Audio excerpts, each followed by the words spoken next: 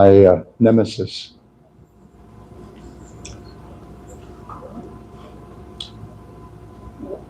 It's a really interesting season that we're in spiritually as followers of Lord Chaitanya, as devotees of Krishna. This is the month of Kartik. It's a special month. It's like the crown jewel of all the months of the year. A month meant to encourage us all to dedicate more of our time and energy for serving the Lord, for engaging in different activities of bhakti. Some devotees do less of some things. Maybe they cut down on their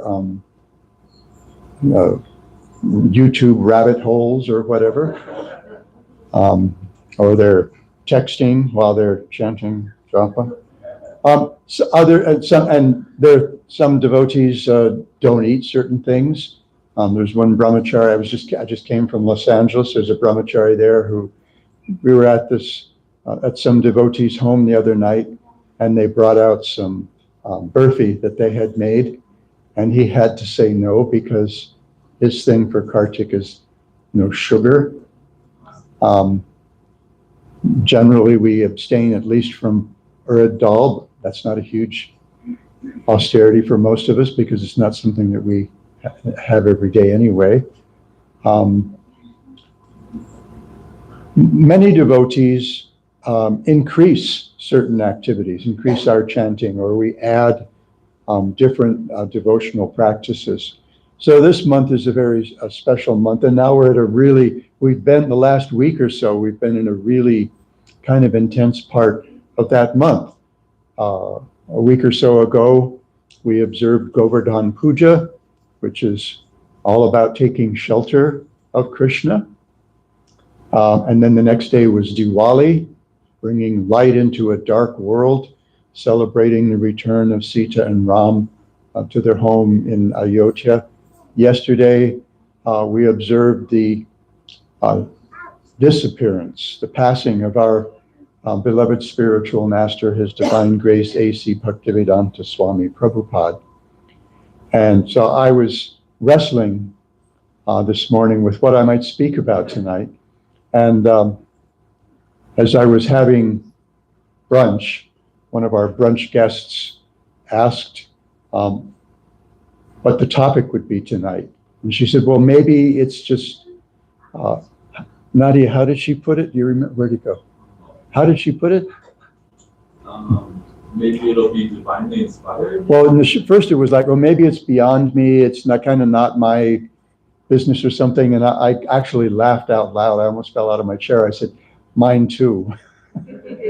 Because I was trying to figure out which of these to address. It's also a really interesting season in the world. Things seem to have become even more socially and politically and lately economically discombobulated than they already were. And we're always saying, I'm an old person, getting closer to 80 than I would like to admit. Still younger than Sureshwar Prabhu. But not by much. We don't get older, we just get better. But we've probably commented more times than anyone can count. Maybe Chitragupta's keeping track up there about how the world is going to heck. Oh my God, it's never been this bad. And nowadays, even the political polarization is something that it's really kind of hard to put up with. So I was thinking, I thought of a way to kind of bring all these things together, and let's see if I can kind of do this in 23, 24 minutes. When things get bad, as they did in Vrindavan, when Krishna raised Indra's ire by deliberately stopping the Indra puja. It was, I mean, it was deliberately to put a thumb. Well, first of all, he had a grudge, a little bit of a grudge. He had some childhood trauma that he had to deal with. Because when he was little, oh, that's another thing. We celebrate the Damodar Lila, which is about actually being able to control the absolute truth with the only thing that he will yield to. The only thing that's more powerful to him, and that's devotional love. So he had this problem.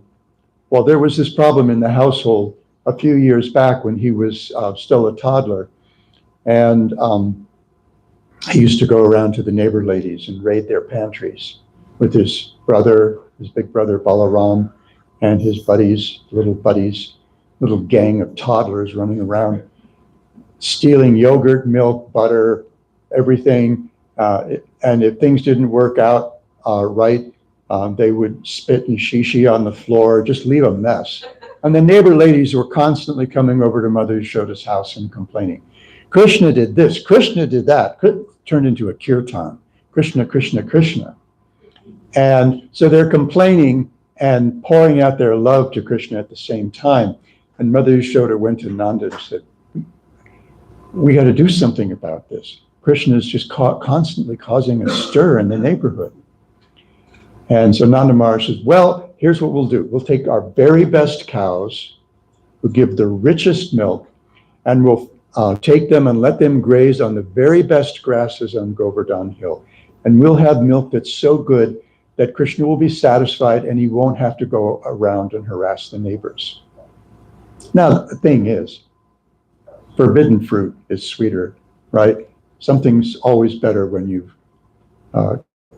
kiped it, when you've stolen it. It's more fun that way. So, come about this time of year, about last week's time of year, and everybody, including Nanda and Yashoda's household staff, they're getting ready to preparing everything for the Indra Puja. And so Mother Yashoda has to take care of all the chores herself around the house. She's personally boiling the milk so that they can make nice things that'll keep Krishna at home. In the meantime, she's got the milk on the stove and she's nursing Krishna. He's still a toddler.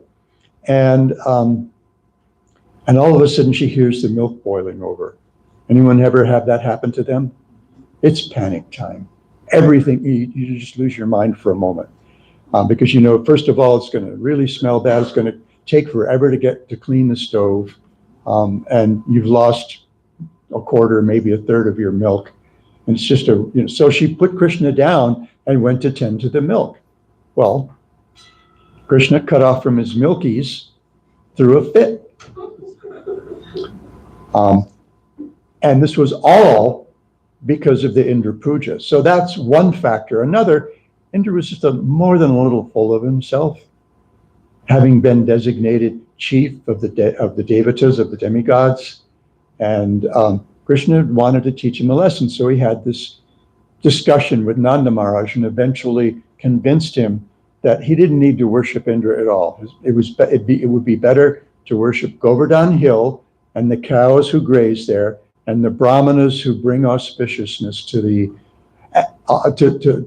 Vrindavan. And he told Nanda Maharaj just what kinds of things to prepare. Puris, pakoras, sandesh, sweet rice. There was a song that my kids grew up on. And he said, feed the cows, feed the brahmanas, feed all the villagers, feed the outcast people, feed the dogs and snakes. One person don't feed. Don't give anything to Indra. Well, of course, Indra kind of lost his cool and brought this terrible storm to Vrindavan.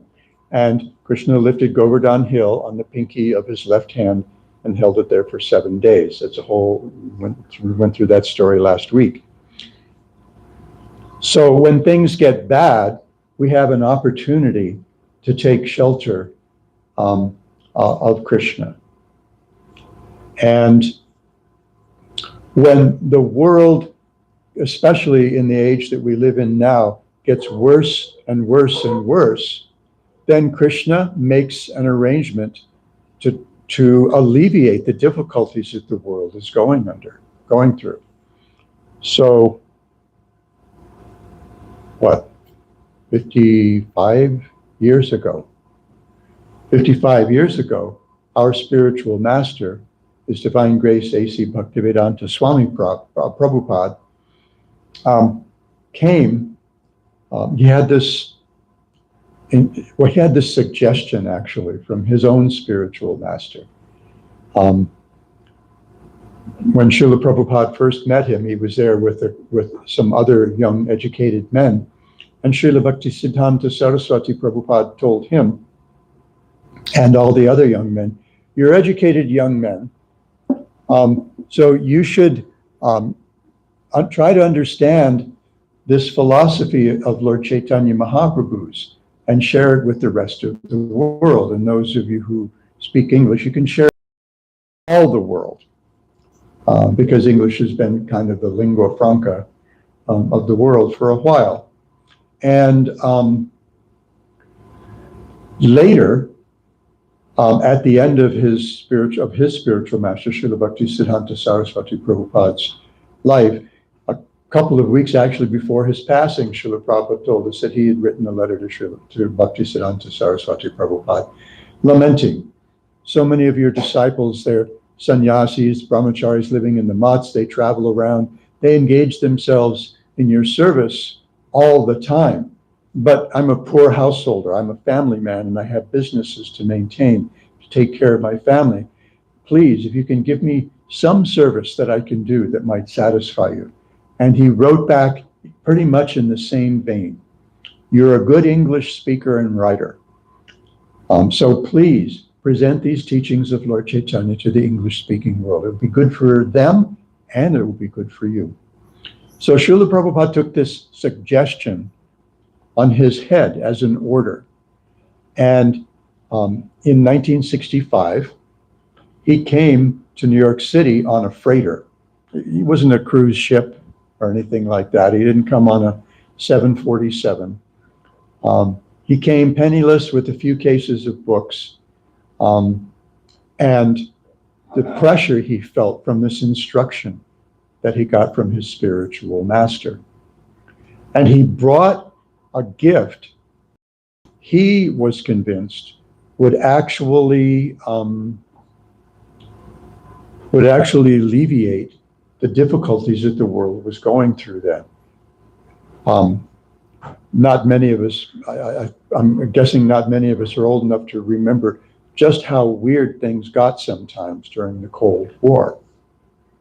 We just come out of a great, actually what brought us out of a Great Depression was the economy created by a world war.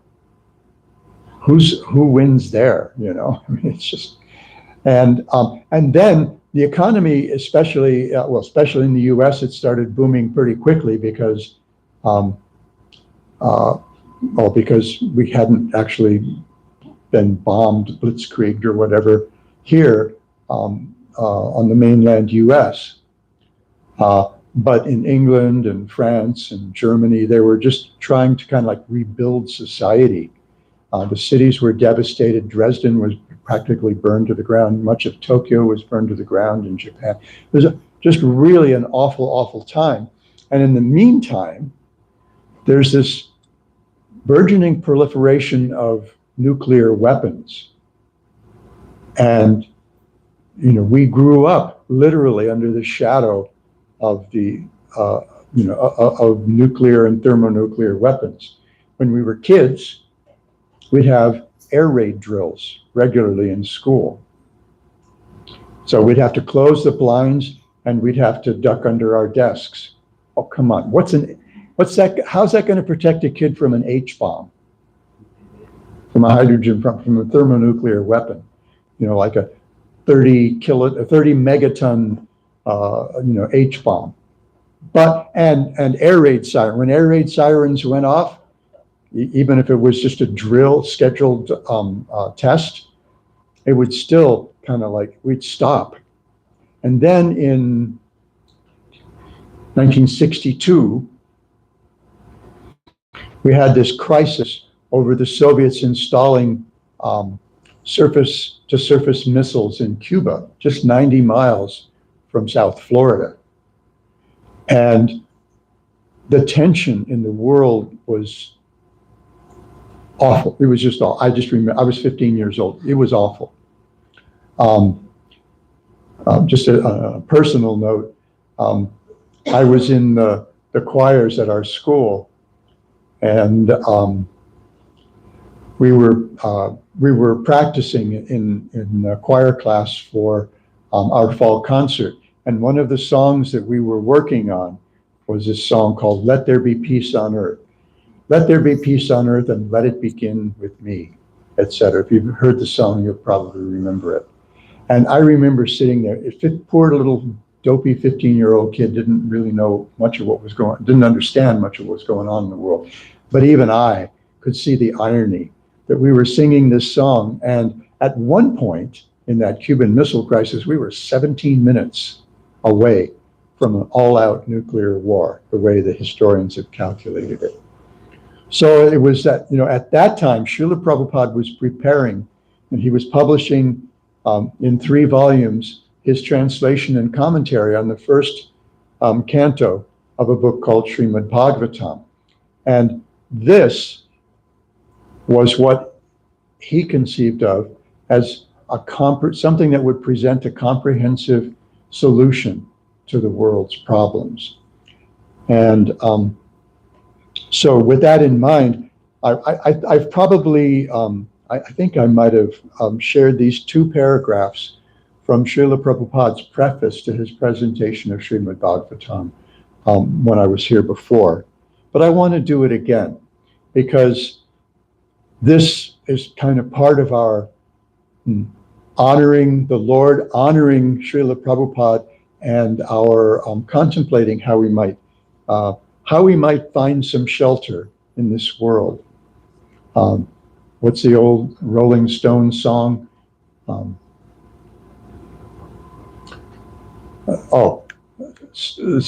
does it start? Storm is something ruining my very life today. If I don't get some shelter, Lord, I'm going to fade away. And as we saw back then, war was just a shot away.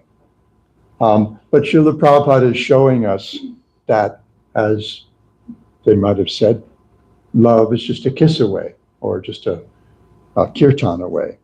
So Srila Prabhupada wrote this as the preface to his Srimad Bhagavatam. We can see the broad vision he had even then. This was written in the late 50s.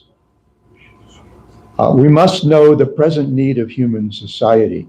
And what is that need? Human society is no longer bounded by geographical limits to particular countries or communities. Human society is broader than in the Middle Ages, and the world tendency is toward one state or one human society. The ideals of spiritual communism, according to Srimad Bhagavatam, are based more or less on the oneness of the entire human society, nay, of the entire energy of living beings. The need is felt by great thinkers to make this a successful ideology. Srimad Bhagavatam will fill this need in human society. It begins, therefore, with the aphorism of Vedanta philosophy, Janmadyasya yataha, to establish the ideal of a common cause. Human society at the present moment is not in the darkness of oblivion. It has made rapid progress in the field of material comforts, education, and economic development throughout the entire world. But there is a pinprick somewhere in the social body at large, and therefore there are large-scale quarrels even over less important issues. There's a need of a clue as to how humanity can become one in peace, friendship, and prosperity with a common cause. One focus. Srimad Bhagavatam will fill this need, for it is a cultural presentation for the re-spiritualization of the entire human society. So when Srila Prabhupada spoke at the University of Hawaii in May of 1972, he came to Honolulu for, I think it was about 2 weeks. He installed our deities there. Has anyone ever visited our temple in Honolulu? Special deities. These are the first deities of Lord Chaitanya and his principal associates installed outside of West Bengal. And they are, well, more merciful than you can actually imagine. They've kept me going on 56 years now.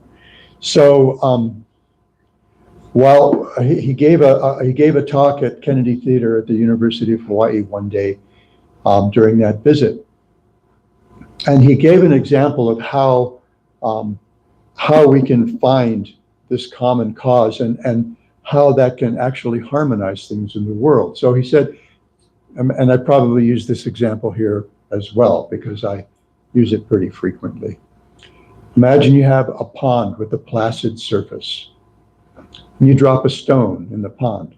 What happens is, first of all, you get the little boop, and then you have this pattern of concentric circles radiating from that point. And it can create a very peaceful atmosphere. I remember years ago, my younger daughter, she was like an early iPhone user, and she had this app on her iPhone. There was some kind of meditation app. It was it looked like a pond with round stones in the bottom, clear pond with round stones. And if you touched the screen of your phone, it would make ripples. And if you wiggled your finger, then you could make wild ripples on the surface of the pond.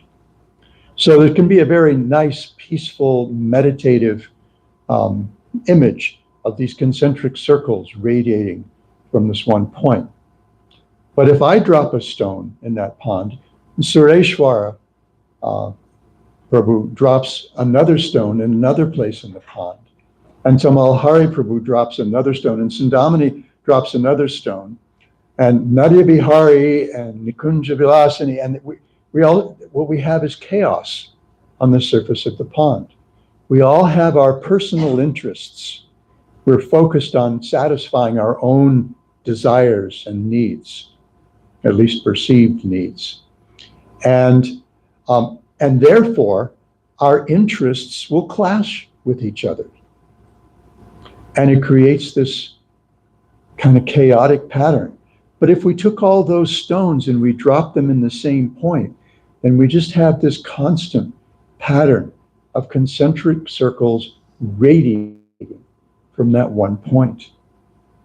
And it's really nice. So this is the common cause that Srila Prabhupada is talking about. This is the gift that he brought us. And this is most easily achieved, especially in the age we live in now. Anyone have any doubts that this is an age of dissension, quarrel, and hypocrisy? No hands? No takers? You've seen headlines here and there, I guess, huh?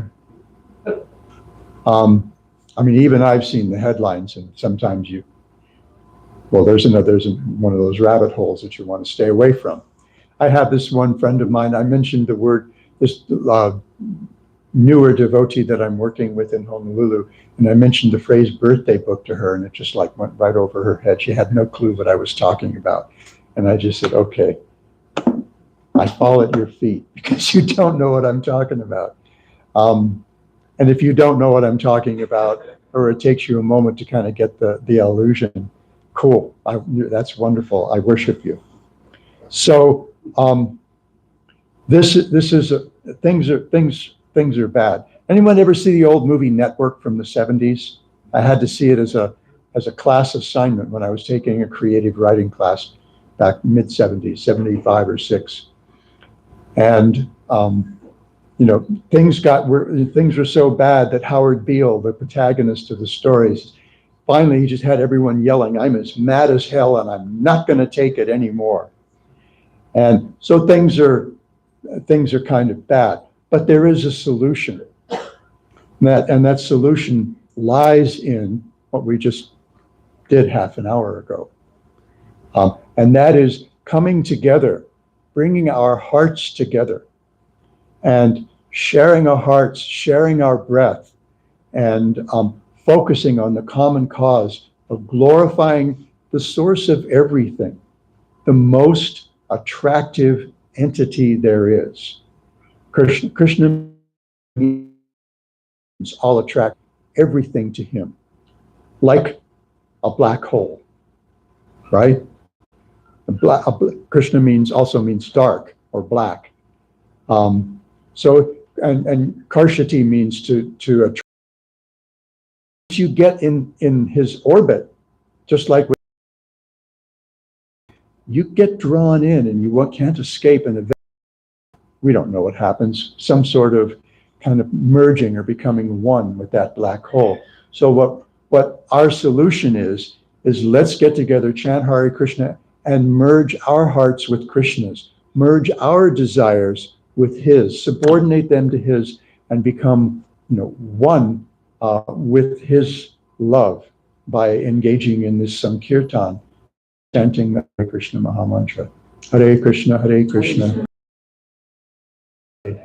Rama, Rama Rama, Hare Hare. I think I did it.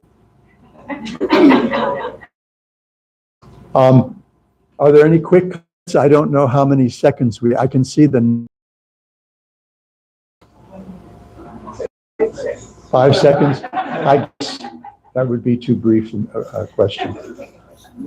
Quick question, anybody, or comment?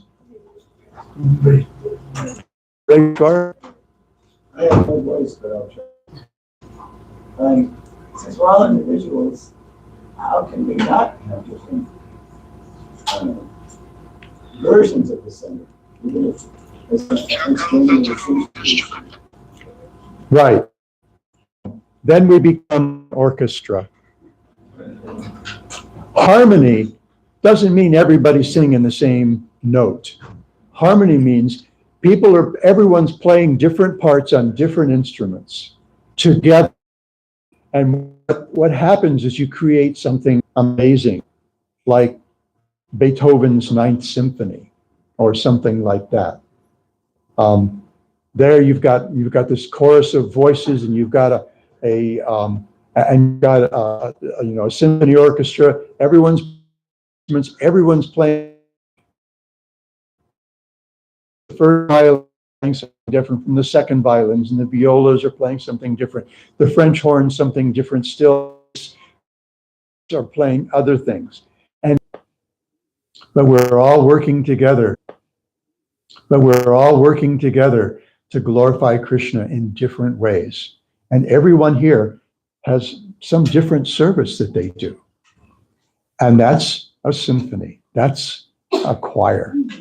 And that's what we want.